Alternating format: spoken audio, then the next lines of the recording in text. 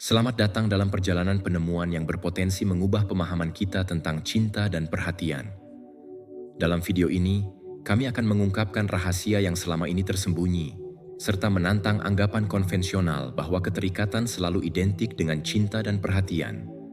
Apakah Anda siap untuk mempertanyakan keyakinan yang sudah tertanam dan menjelajahi perspektif baru? Bayangkan sebuah dunia di mana ketidakmelekatan bukan hanya sebuah pilihan, tetapi juga sebuah pengungkapan mengejutkan yang dapat mengubah hubungan kita serta kesejahteraan emosional kita. Bergabunglah dengan kami dalam eksplorasi konsep menarik ini dan temukan dampaknya dalam kehidupan sehari-hari kita. Namun, sebelum kita menyelami perjalanan refleksi ini, kami memohon dukungan Anda. Silakan berlangganan, aktifkan notifikasi, dan berikan dukungan Anda untuk pengembangan konten yang lebih banyak yang mengungkap kebenaran. Bersama-sama, mari kita tantang norma dan menjelajahi jalan baru menuju cinta dan perhatian yang tulus. Bersiaplah untuk membebaskan pikiran Anda dan menyelami kebenaran menarik mengenai ketidakmelekatan. Langkah pertama, mundur.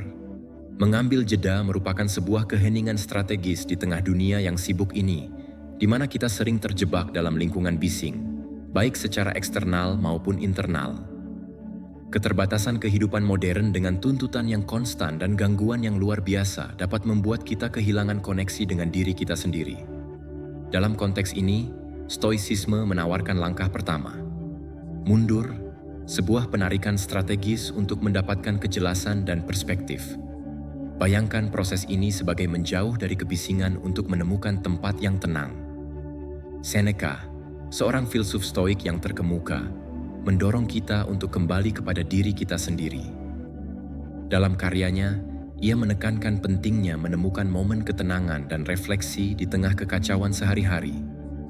Langkah ini bukan berarti melarikan diri dari kenyataan, melainkan menemukan sudut ketenangan di dalam diri kita, tempat di mana kita dapat menghadapi tantangan dengan pikiran yang lebih jernih. Di era saat ini, yang ditandai oleh interkoneksi konstan dan banjir informasi, kebutuhan untuk mundur menjadi semakin mendesak. Menemukan momen keheningan di tengah kebisingan digital dan sosial telah menjadi tantangan penting untuk menjaga kesehatan mental dan emosional kita.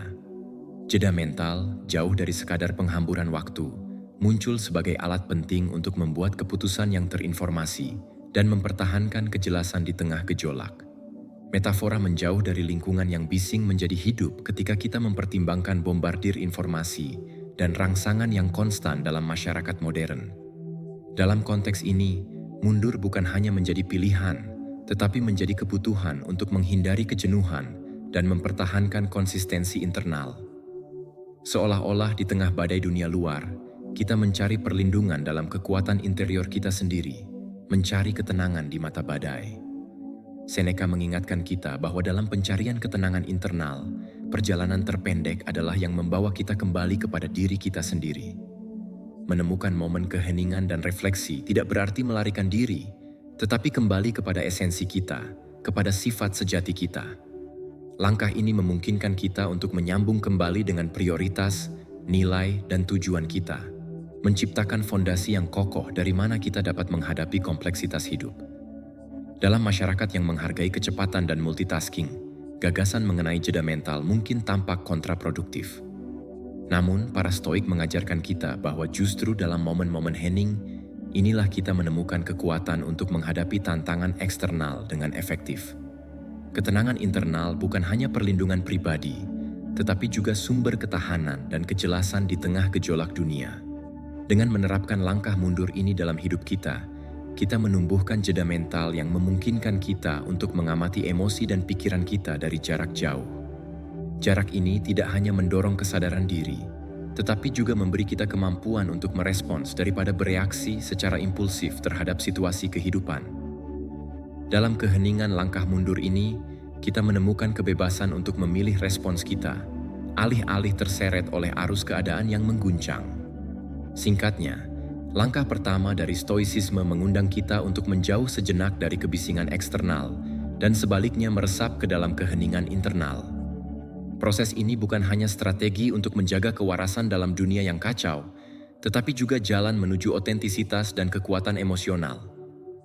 Melalui jeda mental ini, kita menemukan kemampuan untuk menghadapi tantangan dengan kejelasan dan ketenangan, sehingga membangun ikatan yang langgeng dengan diri kita yang paling otentik. Langkah kedua, navigasi dengan bijaksana. Dalam perjalanan kehidupan ini, kita mendapati diri kita menavigasi perairan yang bergelora dari pengalaman dan hubungan. Stoicisme membimbing kita dalam langkah kedua ini, mengundang kita untuk membedakan dengan bijak hubungan mana yang harus didorong dan mana yang harus dihindari, dengan mengambil keputusan yang didasarkan pada kebajikan dan otentisitas. Seni jarak terungkap sebagai langkah krusial dalam jalan stoik. Dengan mengadopsi perspektif ini, kita memahami bahwa jarak bukan sekadar pemisahan fisik, tetapi tindakan sadar yang selaras dengan prinsip-prinsip stoik. Kita menjauh bukan karena ketidakpedulian, tetapi karena pemahaman mendalam tentang kebutuhan dan nilai kita sendiri. Dalam langkah kedua ini, kita menganalisis hubungan sebagai cermin yang mencerminkan bukan hanya siapa kita, tetapi juga dampak yang mereka miliki dalam keberadaan kita. Epicurus, seorang guru filsafat stoik, mengajarkan kita untuk mencari hubungan yang memelihara kesejahteraan emosional dan spiritual kita. Evaluasi ini mendorong kita untuk menjauh dari ikatan yang tidak memperkuat kita, justru menenggelamkan kita dalam perairan yang bergelora. Ketika kita mengadopsi pola pikir ekspedisi ini, kita tidak sedang melarikan diri, melainkan secara sadar memilih arah yang paling mendukung pertumbuhan dan kebahagiaan kita. Jarak ini memberi kita kejelasan yang diperlukan untuk mengidentifikasi hubungan yang sejalan dengan nilai-nilai stoik kita, dan pada saat yang sama memungkinkan kita melepaskan mereka yang mengikat kita pada dinamika yang beracun. Bergerak maju, langkah demi langkah, kita melihat bagaimana seni jarak menjadi alat yang kuat untuk menumbuhkan hubungan yang bermakna. Dengan melepaskan beban hubungan yang tidak berkontribusi pada kesejahteraan kita, kita menciptakan ruang bagi mereka yang memperkaya dan menantang kita secara positif. Proses discernment ini juga melibatkan pengakuan bahwa keterikatan bukanlah sinonim dengan cinta dan perhatian. Jarak memungkinkan kita untuk menghargai bahwa cinta sejati dalam bentuk stoiknya terletak pada penerimaan dan saling mendukung tanpa rantai keterikatan yang posesif. Pergeseran perspektif ini membawa kita ke kedalaman hubungan dari tempat kebebasan dan otentisitas. Langkah ketiga, menavigasi emosi, menetapkan batasan emosional. Langkah ketiga membawa kita ke wilayah yang krusial, menetapkan batasan emosional. Dalam samudera luas pengalaman kita, sangat penting untuk belajar menavigasi gelombang emosi dengan keterampilan dan kebijaksanaan. Metafora laut mengundang kita untuk memvisualisasikan emosi kita sebagai pasang surut yang selalu berubah. Menetapkan batasan menjadi kompas yang membimbing kita melalui perairan yang bergelora ini. Pentingnya menetapkan batasan emosional terletak pada kebutuhan untuk mengalami emosi tanpa membiarkan mereka mengendalikan tindakan kita. Seperti kapten berpengalaman yang mengarahkan kapalnya melalui badai dan gelombang yang berkhianat, kita harus belajar untuk mempertahankan kemudi hidup kita, bahkan ketika emosi mengancam untuk membawa kita ke arah yang tidak terduga. Kesadaran diri menjadi mercusuar yang menerangi jalan kita dalam proses ini. Mengetahui emosi kita, memahami akar mereka, dan mengenali bagaimana mereka mempengaruhi keputusan kita adalah hal yang esensial. Pengetahuan mendalam ini memungkinkan kita untuk menetapkan batasan yang jelas dan sadar, menghindari terseret oleh arus reaksi impulsif. Menetapkan batasan emosional tidak berarti menekan emosi, tetapi lebih kepada mengelolanya dengan cara yang sehat. Ekspresi emosional adalah komponen alami dari pengalaman manusia, dan stoicisme mengajarkan kita untuk menerima emosi kita tanpa membiarkan mereka mendominasi kita. Belajar untuk berselancar di gelombang emosi memberi kita kemampuan untuk mengalami keutuhan hidup tanpa terperangkap dalam perangkap keputusan impulsif dan irasional. Dalam perjalanan menuju penetapan batasan emosional, pengelolaan emosi menjadi alat yang sangat berharga. Seperti keterampilan seorang pelaut yang menyesuaikan layar untuk menyeimbangkan kapalnya, pengelolaan emosi melibatkan pengendalian sadar terhadap respons emosional kita.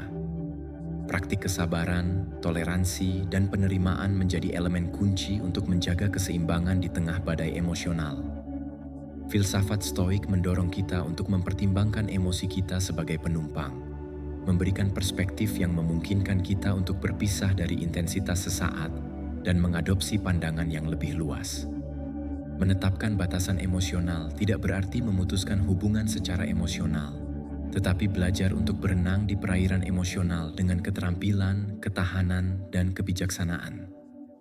Koneksi antara menetapkan batasan emosional dan membangun hubungan yang sehat adalah tak terbantahkan. Ketika kita mampu mengelola emosi kita secara sadar, kita menciptakan ruang relasional di mana empati, pemahaman, dan komunikasi yang efektif berkembang. Alih-alih terseret oleh arus emosional, kita menjadi kapten yang terampil yang membimbing hubungan kita dengan rasa hormat dan kasih sayang. Dalam proses ini, empati terhadap orang lain dan terhadap diri sendiri menjadi kemudi yang penting. Memahami emosi orang lain, serta emosi kita sendiri, memungkinkan kita untuk menetapkan batasan yang mendukung hubungan yang tulus dan bermakna. Penetapan batasan emosional juga melibatkan belajar untuk mengatakan tidak ketika perlu. Kemampuan untuk menetapkan batasan yang jelas tidak hanya melindungi kesehatan emosional kita, tetapi juga mempromosikan otentisitas dalam interaksi kita. Mengatakan tidak dengan rasa hormat dan pertimbangan menjadi ungkapan perawatan diri dan kejelasan dalam komunikasi. Sebagai kesimpulan, langkah ketiga dalam perjalanan stoik ini menyelami pentingnya menetapkan batasan emosional. Kita belajar untuk menavigasi gelombang emosi dengan keterampilan dan kebijaksanaan, mengenali kebutuhan untuk mengalami emosi tanpa membiarkan mereka mengendalikan tindakan kita. Kesadaran diri, pengelolaan emosi, dan empati saling terkait untuk membangun batasan yang sehat, yang memperkuat hubungan kita dan melestarikan kedamaian batin kita.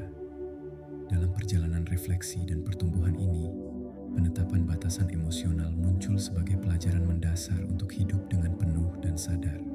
Langkah keempat, berbagi dengan percaya diri. Kekuatan dalam koneksi.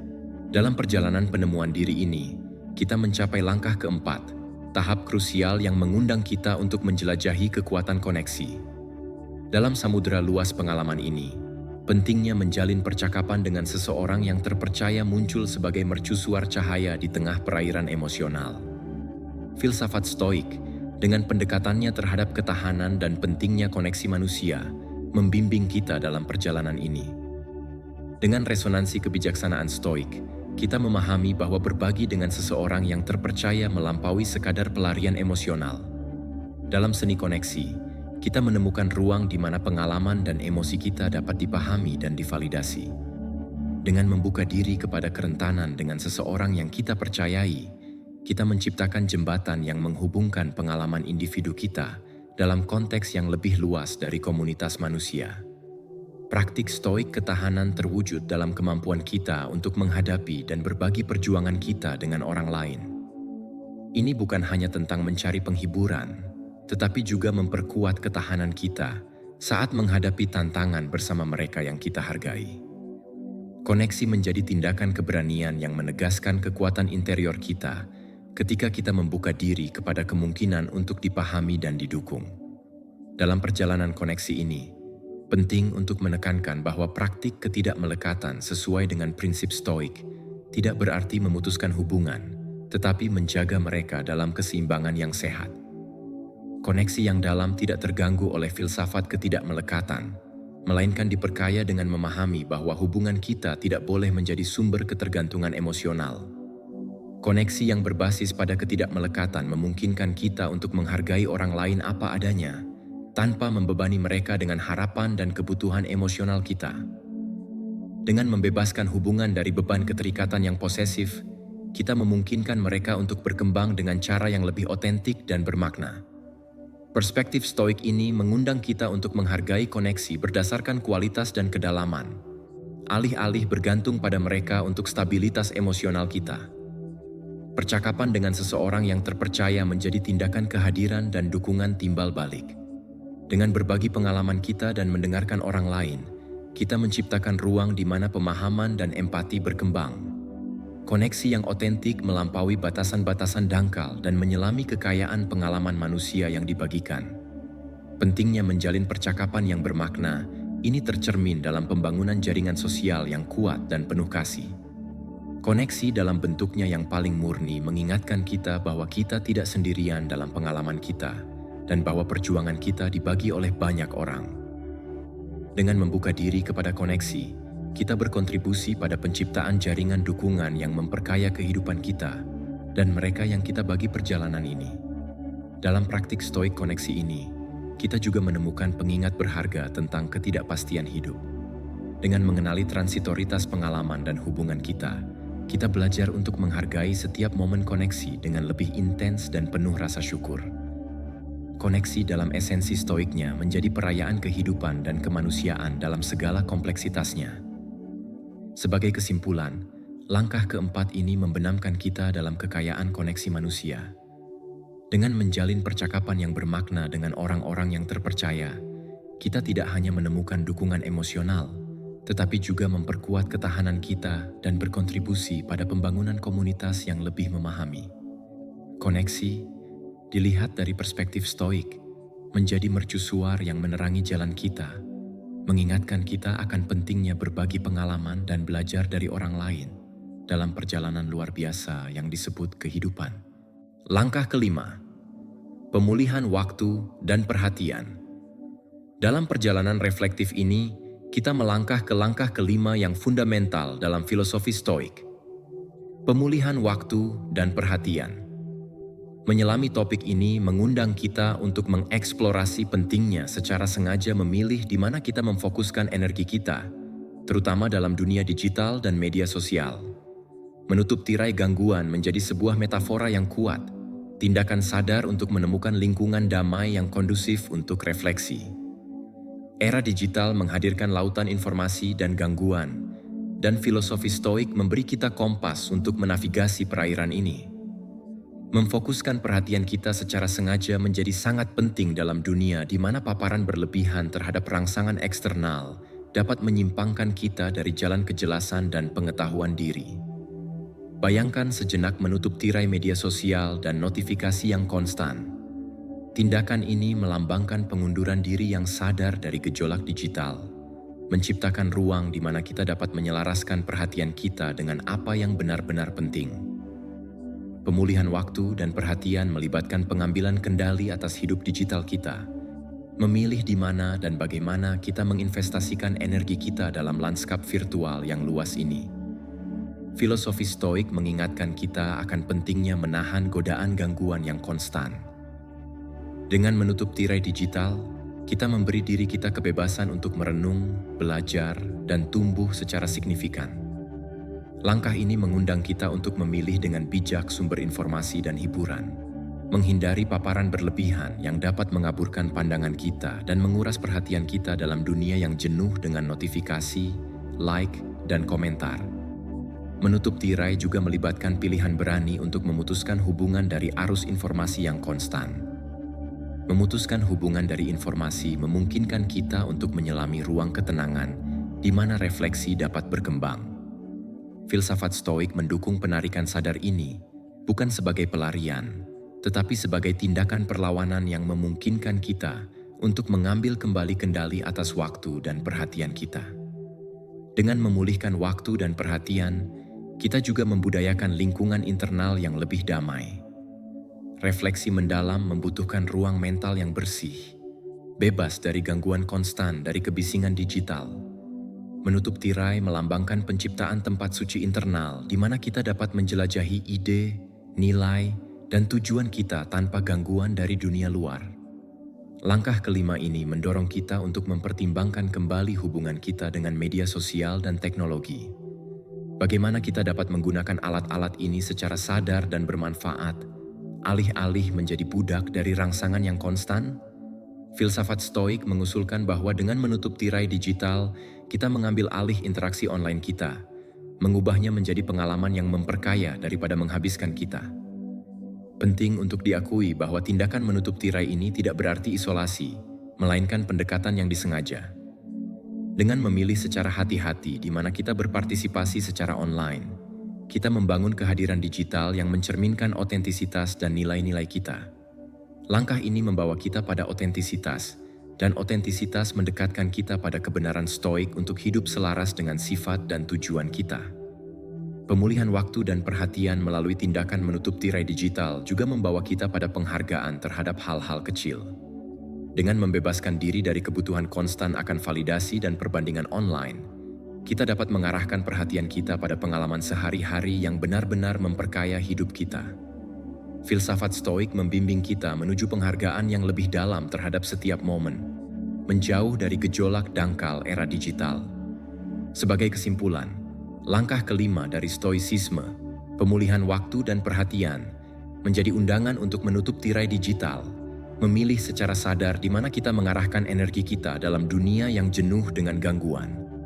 Tindakan simbolis ini membawa kita ke ruang internal refleksi, perlawanan, dan otentisitas. Dengan memulihkan kendali atas waktu dan perhatian kita mendekati esensi filosofi Stoik. Hidup dengan kejelasan, tujuan, dan koneksi yang berarti dalam dunia yang digital jenuh. Langkah keenam, metamorfosis mental. Selamat datang di bab lebih lanjut dalam perjalanan filosofis kita, di mana kita menjelajahi kekuatan transformasional dari metamorfosis mental, sebuah tema yang melampaui batas-batas Stoicisme dan mengundang kita untuk merenungkan dampak menjauh dari media sosial terhadap pikiran kita. Bayangkan dunia di mana gelombang informasi dan perbandingan yang konstan tidak menentukan narasi hidup kita. Menutup tirai digital, seperti yang telah kita sebutkan sebelumnya, bukan hanya tindakan perlawanan, tetapi langkah menuju metamorfosis mental yang signifikan. Dengan menjauh dari media sosial, kita memberi jalan bagi perubahan mendalam dalam persepsi kita dan cara kita mengalami dunia di sekitar kita. Dampak pada pikiran sangat signifikan. Kita membebaskan diri dari bombardir konstan gambar yang dipilih dengan hati-hati dan kehidupan yang tampak sempurna yang disajikan oleh platform sosial. Metamorfosis mental dimulai dengan pengakuan bahwa realitas lebih dari sekadar filter dan perbandingan yang dangkal. Kita menyelami keaslian, di mana pengalaman dan emosi kita tidak ditentukan oleh lensa layar. Kesadaran diri menjadi inti dari transformasi ini. Filsafat mengajarkan kita untuk mengenali apa yang ada di bawah kendali kita dan melepaskan apa yang tidak. Dengan menjauh dari media sosial, kita melatih otot kesadaran diri ini, belajar untuk membedakan antara apa yang benar-benar penting dan apa yang hanyalah kebisingan di pikiran kita. Dalam gejolak digital, kita seringkali terjebak dalam perlombaan tanpa akhir untuk validasi eksternal. Metamorfosis mental membebaskan kita dari siklus ini, memungkinkan kita menemukan validasi di dalam diri kita sendiri. Kesadaran diri membimbing kita menuju pemahaman yang lebih dalam tentang kekuatan dan kelemahan kita, mendorong penerimaan dan pertumbuhan pribadi. Menjauh dari media sosial tidak berarti isolasi, melainkan koneksi yang lebih otentik. Kita menyelami hubungan tatap muka, di mana kualitas lebih penting daripada kuantitas.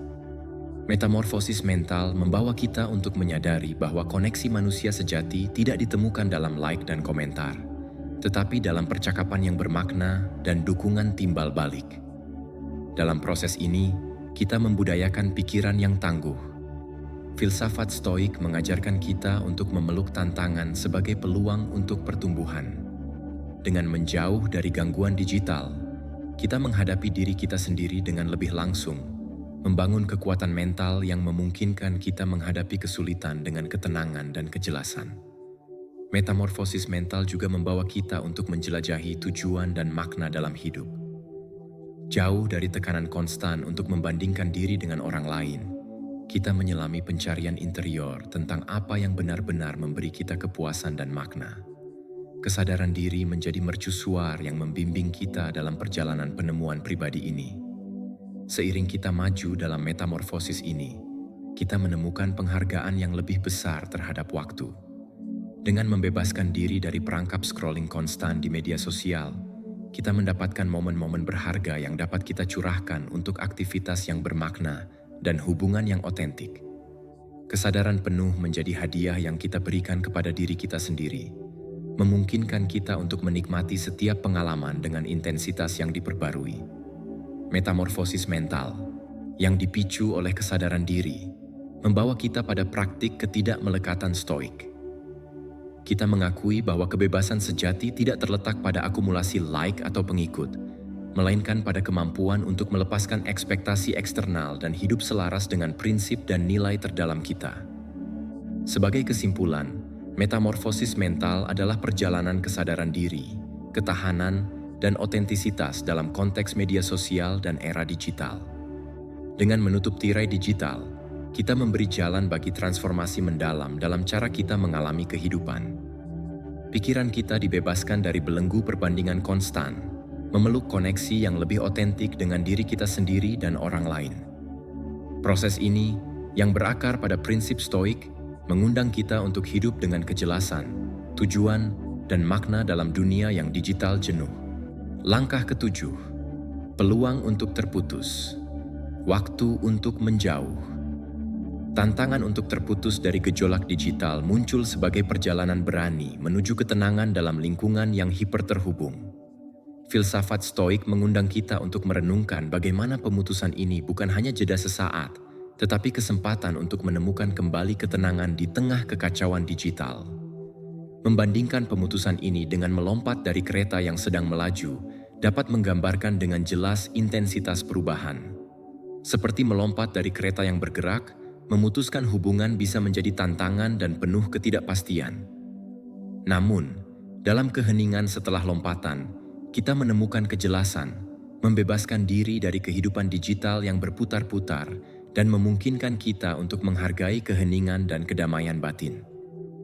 Tantangan untuk terputus juga menghadapkan kita pada kenyataan adiksi digital.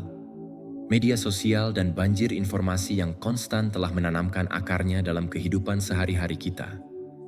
Filsafat Stoik mendesak kita untuk mengenali keterikatan ini dan menantang kepercayaan bahwa koneksi digital yang konstan adalah sinonim dengan kehidupan yang penuh. Dengan memutuskan hubungan, kita menghadapi ketakutan kehilangan sesuatu yang penting, tertinggal dari aliran berita dan peristiwa. Namun, filosofi Stoik mengingatkan kita bahwa dalam pemutusan, kita menemukan keuntungan yang jauh lebih berarti. Pemulihan waktu kita, perhatian kita, dan yang paling penting, kedamaian mental kita. Pemutusan ini tidak berarti penolakan total terhadap teknologi, tetapi penggunaan yang lebih sadar dan disengaja. Peluang untuk terputus mengajak kita untuk mengevaluasi bagaimana kita berinteraksi dengan teknologi dan menantang kita untuk menemukan keseimbangan yang sehat antara kehidupan digital dan pengalaman nyata. Perbandingan dengan melompat dari kereta yang bergerak juga mengajak kita untuk merenungkan kecepatan frenetis dari kehidupan digital kita. Filsafat Stoik mengajarkan kita untuk menghargai kelambatan, menemukan nilai dalam momen-momen jeda dan refleksi. Memutuskan hubungan memungkinkan kita untuk menghargai keindahan ritme yang lebih tenang dan mengundang kita untuk mengadopsi pola pikir yang lebih kontemplatif.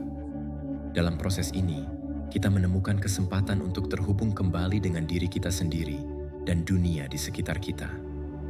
Pemutusan memberi kita kebebasan untuk mengeksplorasi hasrat kita, menyelami kreativitas, dan mengalami kehidupan tanpa batasan yang diberlakukan oleh layar. Peluang untuk terputus saling terkait dengan prinsip Stoik untuk membedakan antara apa yang berada di bawah kendali kita dan apa yang tidak. Dengan menjauh dari gejolak digital, kita melatih kesadaran diri, mengenali bahwa kualitas perhatian kita adalah sumber daya yang berharga yang layak dilindungi. Proses pemutusan ini memungkinkan kita membebaskan diri dari perbandingan konstan dengan orang lain. Praktik yang seringkali merusak harga diri kita dan menjauhkan kita dari otentisitas. Alih-alih mengukur nilai kita berdasarkan like dan komentar, kita menyelami penerimaan diri, membudayakan hubungan yang lebih kuat dan penuh kasih dengan diri kita sendiri. Pemutusan tidak berarti isolasi, tetapi koneksi yang lebih dalam dengan pengalaman, orang, dan lingkungan kita. Filsafat Stoik mengajarkan kita untuk menemukan kebahagiaan dalam kesederhanaan, dalam momen-momen sehari-hari yang seringkali kita abaikan ketika kita terbenam dalam dunia digital. Dengan menutup tirai digital dan memberikan kesempatan untuk terputus, kita menyelami pengalaman yang lebih otentik dan bermakna. Kita menemukan bahwa koneksi sejati tidak ditemukan di layar perangkat, tetapi dalam percakapan tatap muka, dalam tawa yang dibagikan, dan dalam momen-momen bersama tanpa gangguan digital. Sebagai kesimpulan, peluang untuk terputus mengundang kita untuk merangkul ketenangan di tengah badai digital, melompat dari kereta yang bergerak untuk menemukan kejelasan dalam keheningan. Tantangan ini membawa kita untuk melatih kesadaran diri, membedakan antara apa yang benar-benar penting dan apa yang hanyalah kebisingan dalam hidup kita. Dengan memutuskan hubungan, kita menemukan kekayaan hidup tanpa filter digital, merangkul kesempatan untuk hidup dengan lebih otentik, hadir, dan damai. Langkah ke-9, perayaan rasa syukur.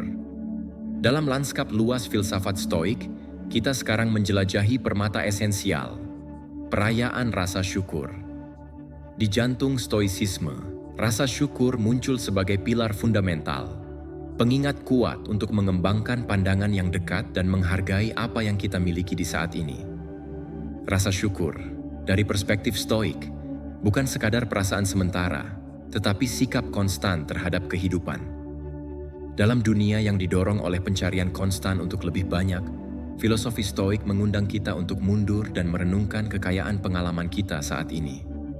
Bayangkan sejenak merangkul rasa syukur sebagai kebiasaan harian. Ini bukan hanya tentang mengakui pencapaian besar atau momen luar biasa, tetapi menemukan kebahagiaan dan penghargaan dalam hal-hal kecil sehari-hari. Dari matahari terbit yang tenang hingga kehangatan nyaman dari secangkir teh, Stoicisme mendorong kita untuk menemukan keindahan dalam kesederhanaan kehidupan sehari-hari. Perayaan rasa syukur menjadi latihan pengalihan perspektif. Alih-alih fokus pada apa yang kurang atau apa yang kita aspirasikan, kita berfokus pada saat ini dan menghargai setiap aspek kehidupan kita. Pendekatan ini bukan hanya praktik Stoik, tetapi juga antidot terhadap kecemasan dan ketidakpuasan kronis. Dari para Stoik kuno hingga psikologi positif modern, rasa syukur telah diakui sebagai katalis untuk kebahagiaan dan kesejahteraan mental.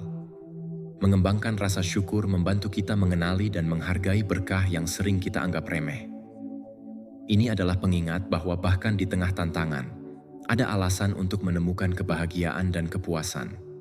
Stoicisme, dengan fokusnya pada penerimaan terhadap apa yang tidak dapat diubah, dan penghargaan terhadap apa yang berada di bawah kendali kita, membimbing kita menuju rasa syukur yang lebih dalam.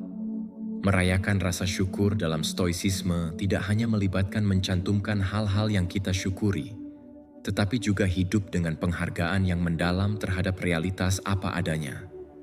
Praktik rasa syukur dalam Stoicisme juga terjalin dengan kebajikan moderasi. Saat kita mengembangkan rasa syukur, kita belajar untuk menikmati hal-hal tanpa terikat pada mereka. Filsafat Stoik mengajarkan kita untuk menghargai apa yang kita miliki, tanpa menjadi budak dari kepemilikan atau keinginan yang tak terpuaskan. Ketika kita mengamati dengan dekat ajaran Stoik tentang rasa syukur, kita menemukan gema dalam praktik kontemporer kesadaran dan perhatian. Rasa syukur, dalam esensinya, adalah bentuk perhatian penuh terhadap kelimpahan kehidupan yang ada saat ini. Ini mendorong kita untuk sepenuhnya hadir, menikmati setiap momen, dan mengakui keindahan dalam hal-hal yang biasa. Perayaan rasa syukur juga terhubung dengan gagasan Stoik untuk hidup selaras dengan alam. Alih-alih menolak kenyataan atau mengeluh tentang apa yang kurang, kita menyelaraskan diri dengan alam, merangkul apa yang sudah ada. Dalam konteks ini, rasa syukur menjadi pengingat bahwa kehidupan, dengan segala kompleksitasnya, adalah hadiah yang pantas dihargai. Dalam dunia yang seringkali mendorong kita menuju ketidakpuasan konstan dan pencarian tanpa akhir untuk lebih banyak, filosofi Stoik mendorong kita untuk mundur dan merayakan rasa syukur sebagai tindakan sadar. Ini adalah undangan untuk menemukan kebahagiaan dalam hal-hal sederhana, mengakui kelimpahan dalam hal-hal sehari-hari, dan hidup dengan sikap rasa syukur yang konstan. Sebagai kesimpulan, perayaan rasa syukur dalam Stoicisme lebih dari sekadar praktik. Ini adalah cara hidup. Ini mendorong kita untuk mengubah pandangan kita terhadap dunia, menghargai keajaiban kecil yang mengelilingi kita, dan hidup dengan koneksi yang mendalam terhadap realitas saat ini. Dalam perjalanan Stoik menuju keutuhan dan kebijaksanaan, rasa syukur berdiri sebagai kompas yang membimbing kita menuju kehidupan yang lebih bermakna dan sadar. Nomor 10. Fokus pada kebutuhan dasar dalam Stoikisme. Dalam konteks luas Stoikisme, kita akan membahas konsep fundamental yang berfokus pada kebutuhan dasar. Pilar ini mendorong kita untuk mengarahkan perhatian pada hal-hal esensial, serta dimensi kehidupan yang fundamental bagi pertumbuhan emosional dan spiritual kita. Dalam taman keberadaan ini, filosofi Stoik mengarahkan kita untuk mengidentifikasi dan memelihara benih yang benar-benar penting di tengah dunia yang sering kali dipenuhi gangguan dan kebisingan. Pentingnya mengarahkan perhatian pada kebutuhan dasar sangat sejalan dengan kebijaksanaan Stoik, yang mendorong kita untuk mengurai kompleksitas yang tidak perlu dan kembali kepada hal-hal yang mendasar. Filosofi ini mengajak kita untuk menjelajahi akar keberadaan kita, mengakui bahwa pertumbuhan sejati terletak pada koneksi dengan kebutuhan esensial kita. Analogi kehidupan sebagai taman memberikan perspektif yang kaya secara visual. Di dalamnya, emosi, pikiran, dan tindakan kita dapat dipahami sebagai bunga dan tanaman yang tumbuh. Namun, tidak semua benih memiliki kepentingan yang sama. Stoicisme mengajarkan kita untuk membedakan antara yang sementara dan yang abadi, serta untuk mengidentifikasi kebutuhan yang memberi nutrisi pada akar kita dan mendukung pertumbuhan kita. Perhatian pada kebutuhan dasar bukan sekadar bertahan hidup, tetapi merupakan pencarian aktif untuk berkembang. Seperti seorang tukang kebun yang merawat tamannya dengan cermat, kita pun dituntut untuk merawat emosi, hubungan, dan nilai-nilai dasar kita. Dengan melakukan hal ini, kita menciptakan tanah yang subur bagi pertumbuhan emosional dan spiritual. Pendekatan Stoik ini tidak menyangkal kompleksitas kehidupan, tetapi mengingatkan kita bahwa di tengah kompleksitas tersebut, terdapat elemen-elemen esensial yang layak mendapatkan perhatian kita. Di dalam taman keberadaan, kesadaran diri menjadi alat utama. Meluangkan waktu untuk merenungkan kebutuhan dasar kita memungkinkan kita untuk membersihkan gulma yang dapat menghambat pertumbuhan yang sejati. Dalam rutinitas sehari-hari yang dipenuhi dengan pencapaian tujuan dan memenuhi harapan eksternal, kita seringkali kehilangan pandangan terhadap hal-hal yang esensial. Stoicisme mengajak kita untuk melakukan jeda yang sadar, menilai prioritas kita, dan mengalihkan perhatian kepada apa yang memberi nutrisi pada akar kita. Dalam jeda ini, kita menemukan ruang untuk mengakui dan merayakan kebutuhan dasar yang sering kita abaikan. Analogi taman juga menggarisbawahi pentingnya kesabaran dan ketekunan. Sama seperti tanaman membutuhkan waktu untuk tumbuh dan mekar, pertumbuhan emosional dan spiritual kita juga memerlukan dedikasi yang berkelanjutan. Filosofi Stoik mendorong kita untuk tidak mengejar hasil yang instan, tetapi untuk mempercayai proses dan memberi nutrisi pada kebutuhan dasar kita secara konsisten. Merayakan rasa syukur terjalin secara alami dengan pendekatan ini terhadap kebutuhan dasar. Dengan mengarahkan perhatian kita pada yang esensial, kita mengakui dan menghargai apa yang kita miliki saat ini. Rasa syukur menjadi cerminan dari koneksi kita dengan akar yang memberi nutrisi pada diri kita, sebagai tindakan pengakuan dan penghargaan atas benih yang telah mekar dan yang masih dalam proses pertumbuhan. Kehidupan modern seringkali menempatkan kita dalam arus permintaan dan gangguan yang konstan, yang dapat mengalihkan kita dari kebutuhan dasar kita. Dalam konteks ini, Stoicisme menawarkan panduan untuk kembali kepada yang esensial, ke ruang di mana kita dapat merayakan rasa syukur atas apa yang benar-benar penting. Kesimpulannya, fokus pada kebutuhan dasar dalam Stoicisme mendorong kita untuk menumbuhkan taman batin kita, mengarahkan perhatian pada yang esensial, dan merayakan rasa syukur atas akar kita. Dalam perjalanan ini, kita menjadi tukang kebun dari keberadaan kita sendiri, merawat dengan teliti benih yang kita tanam, dan merayakan mekarnya apa yang kita nutrisi. Semoga pendekatan Stoik ini menerangi jalan Anda menuju pertumbuhan emosional dan spiritual yang bermakna. Nomor 11. Praktik empati dan berbagi dalam Stoikisme. Dalam panorama Stoikisme yang luas dan kaya, kita kini akan menjelajahi tema yang menyentuh aspek paling intim dari kemanusiaan kita. Praktik empati dan berbagi. Aspek esensial dari Stoikisme ini mengajak kita untuk melihat melampaui diri kita sendiri dan mengakui pentingnya menghubungkan diri secara mendalam dengan orang lain sebagai jalan menuju kehidupan yang lebih penuh dan bermakna. Meskipun stoikisme sering diasosiasikan dengan disiplin diri dan kekuatan batin, ajaran ini tidak hanya terfokus pada ranah individu. Di jantung ajaran ini terdapat konsep komunitas, berbagi pengalaman kita, dan memahami pengalaman orang lain. Praktik empati dan berbagi dengan demikian menjadi jembatan menuju koneksi yang lebih otentik dan bermakna dalam hidup kita.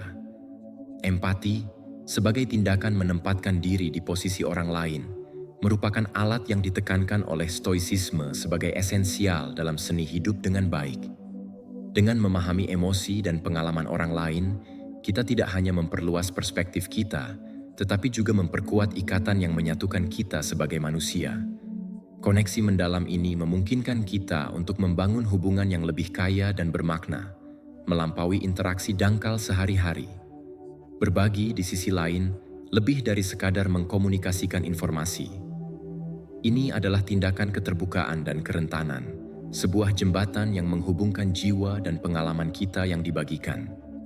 Dalam dunia yang seringkali menghargai kecukupan diri, stoicisme mengingatkan kita akan keindahan dan kekuatan yang terletak dalam berbagi beban emosional dan pengalaman kita.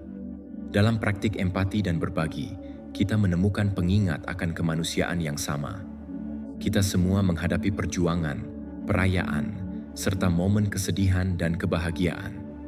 Dengan mengakui kebenaran mendasar ini pada orang lain, kita membangun jembatan yang melampaui batasan buatan yang kadang kita bangun di antara kita. Stoikisme mendorong kita untuk melihat kehidupan kita sebagai bagian dari jalinan yang lebih besar, di mana cerita kita saling terkait dengan mereka yang ada di sekitar kita. Dalam konteks ini, empati dan berbagi menjadi alat untuk menenun jaringan koneksi yang otentik dan bermakna.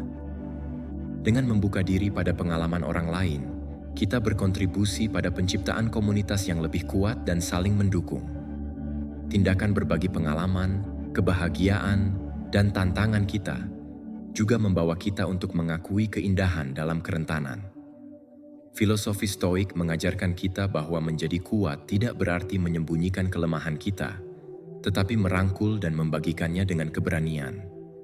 Dalam keaslian kita menemukan koneksi yang paling tulus dengan orang lain, menciptakan tanah yang subur untuk hubungan yang lebih dalam dan bermakna. Di dalam taman kehidupan, praktik empati dan berbagi berfungsi seperti menyiram benih koneksi yang lebih sehat dan berbuah. Ini mengingatkan kita bahwa dalam mengidentifikasi yang esensial untuk pertumbuhan emosional dan spiritual, kita harus menyertakan interaksi dan pemahaman dengan sesama kita. Tindakan ini tidak hanya memperkaya hidup kita sendiri, tetapi juga berkontribusi pada mekarnya taman kolektif kesejahteraan dan pengertian. Empati dan berbagi bukan hanya hadiah yang kita tawarkan kepada orang lain, tetapi juga hadiah yang kita berikan kepada diri kita sendiri. Dengan membuka hati kita pada pengalaman orang lain, kita mengembangkan pemahaman yang lebih besar tentang keragaman manusia dan memberi nutrisi pada kemampuan kita sendiri untuk mencintai dan dicintai. Singkatnya, praktik empati dan berbagi dalam konteks stoicisme muncul sebagai jalan menuju kehidupan yang lebih kaya dalam koneksi yang otentik dan bermakna.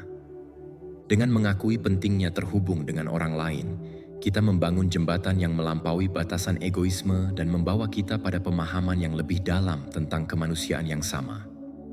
Bagaimana Anda dapat mengintegrasikan praktik ini dalam kehidupan sehari-hari Anda? Menurut stoicisme, jawabannya terletak pada kemauan untuk membuka hati dan berbagi beban keberadaan dengan orang-orang di sekitar kita. Nomor 12. Penerimaan perubahan.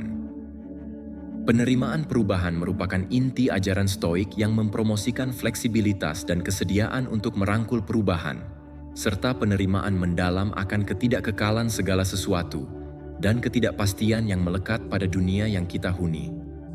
Stoicisme mendorong kita untuk mengadopsi perspektif yang menghargai adaptabilitas di hadapan keadaan yang berubah dalam hidup. Dengan merangkul penerimaan perubahan, kita mengakui bahwa satu-satunya hal yang konstan dalam hidup adalah inevitabilitas dari perubahan itu sendiri. Prinsip ini mengajak kita untuk membebaskan diri dari perlawanan terhadap transformasi alami yang kita alami, dan sebaliknya merangkulnya sebagai peluang untuk tumbuh dan berkembang. Promosi fleksibilitas dari perspektif Stoik mencakup mengembangkan pola pikir yang terbuka dan reseptif di dunia, di mana satu-satunya kepastian adalah ketidakpastian.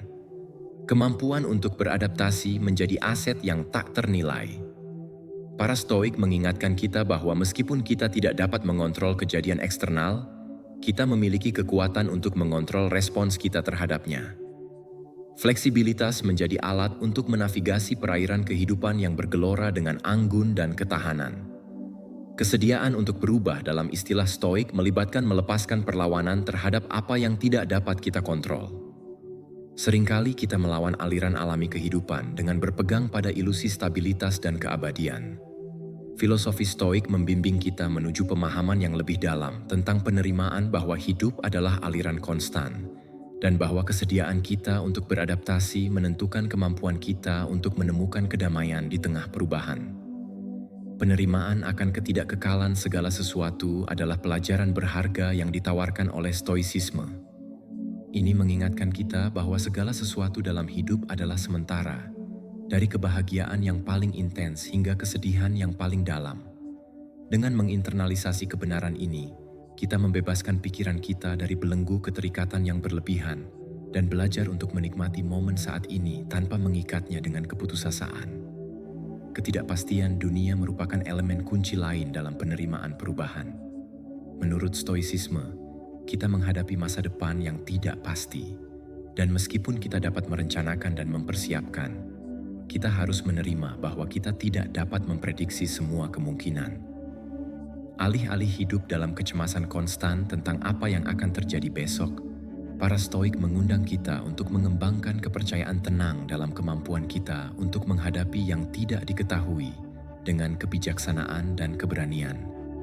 Ajaran ini juga membawa kita untuk merenungkan sifat siklis kehidupan. Seperti halnya musim berubah dan berevolusi, kehidupan kita mengalami siklus pertumbuhan, penurunan, dan pembaruan. Penerimaan perubahan memungkinkan kita untuk menghargai setiap fase, mengakui bahwa bahkan di saat-saat yang paling sulit, terdapat peluang untuk belajar dan tumbuh. Dalam praktik penerimaan perubahan, kita menemukan pembebasan dari penderitaan yang tidak perlu. Dengan melepaskan harapan yang kaku dan membiarkan kehidupan mengalir, kita membebaskan diri dari beban perlawanan terhadap yang tak terhindarkan. Ajaran Stoik menunjukkan bahwa dengan menerima perubahan, kita tidak hanya menemukan kedamaian batin, tetapi juga memperkuat ketahanan kita untuk menghadapi tantangan dengan ketenangan. Singkatnya, penerimaan perubahan menurut Stoicisme berdiri sebagai mercusuar yang membimbing hidup kita menuju pemahaman yang lebih dalam dan kedamaian yang langgeng. Merangkul ketidakkekalan, ketidakpastian, dan kebutuhan untuk beradaptasi membawa kita pada keberadaan yang lebih kaya dan penuh. Seperti seorang pelaut bijak yang menyesuaikan layar sesuai arus yang berubah, seorang Stoik merangkul perubahan sebagai kesempatan untuk tumbuh dan berkembang. Bagaimana Anda dapat mengintegrasikan ajaran ini dalam kehidupan sehari-hari Anda? Jawabannya, menurut Stoicisme, terletak pada kemauan untuk melepaskan kontrol ilusi dan merangkul tarian dengan perubahan. Nomor 13. Eksplorasi dalam pencarian kebijaksanaan. Dalam memahami diri kita akan menjelajahi dengan cermat seni merawat diri dari perspektif Stoik, yang menekankan bahwa pikiran dan tubuh yang kuat adalah fundamental untuk kehidupan yang penuh. Kesadaran penuh, praktik kuno yang telah bertahan dalam ujian waktu, terungkap sebagai alat yang sangat berharga dalam merawat pikiran. Menurut Stoicisme, ini melibatkan mengarahkan kesadaran kita pada saat ini, membebaskan diri dari belenggu masa lalu dan kekhawatiran masa depan.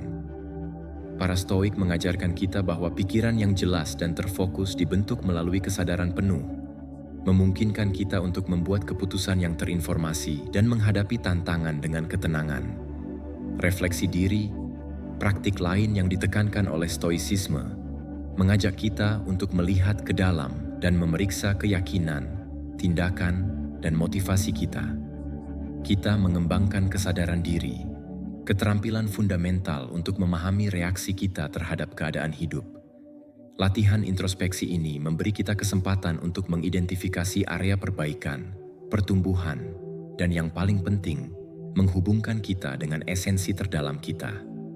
Berpindah ke perawatan tubuh, stoicisme menganjurkan pentingnya pola makan sehat, olahraga, dan istirahat yang cukup. Praktik-praktik ini bukan sekadar rekomendasi estetis, tetapi pilar fundamental untuk kesejahteraan secara keseluruhan. Tubuh adalah kendaraan yang membawa kita melalui kehidupan, dan merawatnya adalah tindakan penghormatan terhadap diri kita sendiri dan pengalaman untuk ada. Pola makan sehat muncul sebagai sarana untuk memberi nutrisi tidak hanya tubuh kita, tetapi juga pikiran kita. Para Stoik memahami hubungan intim antara tubuh dan pikiran, mengakui bahwa apa yang kita konsumsi secara langsung mempengaruhi kejernihan mental kita dan kemampuan untuk menghadapi tantangan dengan ketajaman. Dengan memilih makanan yang memberi nutrisi baik tubuh maupun pikiran, kita menumbuhkan keseimbangan yang esensial untuk kehidupan yang penuh. Olahraga, menurut Stoicisme, adalah sarana untuk memperkuat bukan hanya otot, tetapi juga ketahanan mental. Praktik olahraga secara teratur tidak hanya meningkatkan kesehatan fisik, tetapi juga melepaskan endorfin, neurotransmitter yang berkontribusi pada suasana hati yang positif. Para Stoik mengakui nilai olahraga sebagai alat untuk menghadapi stres dan menjaga pikiran yang tenang di tengah badai kehidupan. Istirahat yang cukup, potongan terakhir dari teka-teki perawatan menyeluruh, ditekankan sebagai komponen esensial untuk regenerasi tubuh dan pikiran. Tidur yang nyenyak adalah sekutu berharga bagi kesehatan mental, membantu memperkuat memori, suasana hati, dan kemampuan untuk membuat keputusan yang terinformasi. Para Stoik mengingatkan kita bahwa dengan memprioritaskan istirahat, kita berinvestasi dalam kemampuan kita untuk menghadapi kehidupan dengan kejernihan dan semangat. Singkatnya, perawatan pikiran dan tubuh dari perspektif Stoik muncul sebagai komitmen terhadap penguasaan diri. Kesadaran penuh dan refleksi diri memberi nutrisi pada pikiran, memberikan alat untuk menghadapi tantangan dengan kebijaksanaan. Sementara itu, pola makan sehat, olahraga, dan istirahat adalah pilar fundamental untuk kesejahteraan fisik dan mental. Dengan merawat diri kita secara menyeluruh, kita menghormati pengalaman menjadi manusia dan mempersiapkan diri untuk menavigasi lautan kehidupan dengan anggun dan kekuatan. Bagaimana Anda dapat mengintegrasikan praktik ini dalam kehidupan sehari-hari Anda? Jawabannya, menurut Stoicisme, terletak pada dedikasi yang konstan terhadap perawatan dan pertumbuhan diri Anda. Dalam perjalanan menarik menuju penemuan diri dan kesejahteraan integral, kami mengundang Anda untuk bergabung dengan komunitas kami yang terus berkembang. Mengapa tidak berlangganan untuk menerima konten inspiratif lebih lanjut yang didasarkan pada Stoicisme, panduan abadi yang mendorong kita untuk hidup dengan kebijaksanaan? Jika Anda menghargai perspektif Stoik tentang perawatan pikiran dan tubuh, bersama-sama kita akan menjelajahi perspektif baru dan membangun jalan yang kokoh menuju kehidupan yang penuh dan sadar. Apakah Anda berani menjadi bagian dari pengalaman filosofis ini? Berlangganan dan beri suka sekarang juga. Kami sangat menantikan untuk berbagi lebih banyak pengetahuan dengan Anda. Sampai jumpa di edisi berikutnya, pencari kebijaksanaan yang terhormat.